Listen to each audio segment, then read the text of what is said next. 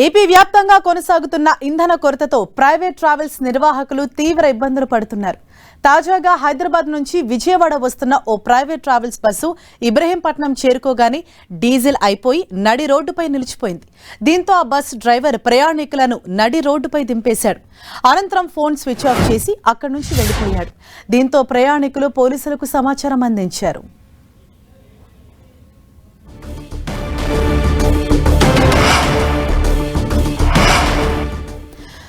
Right, ఈ ఘటనకు సంబంధించి మరింత సమాచారం మా ప్రతినిధి దుర్గా మనకు అందిస్తారు. దుర్గా, అసలు ఏం జరిగింది? మొత్తం ఎంతమంది ప్రయాణికులు ఉన్నారు? వారు ఏం చెప్తున్నారు?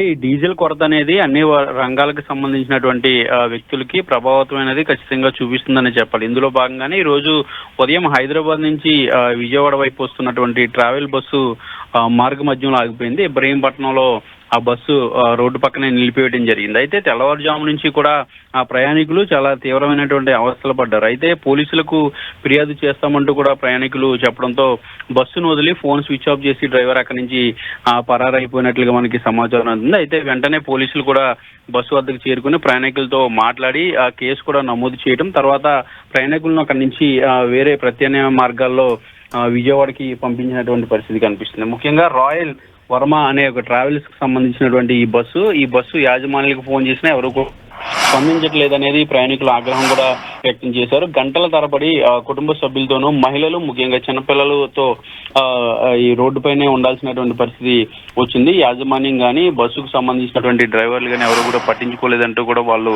ఆగ్రహం వ్యక్తం చేశారు. పోలీసులు వచ్చిన తర్వాత వాళ్ళని ప్రత్యామ్నాయ మార్గాల్లో విజయవాడకి పంపించడం జరిగింది. అయితే ఇదే పరిస్థితి చాలా చోట్ల కూడా కనిపిస్తుంది.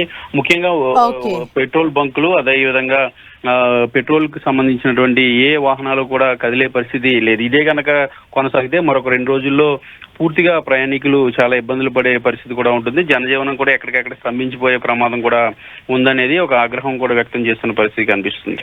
థాంక్యూ దుర్గా.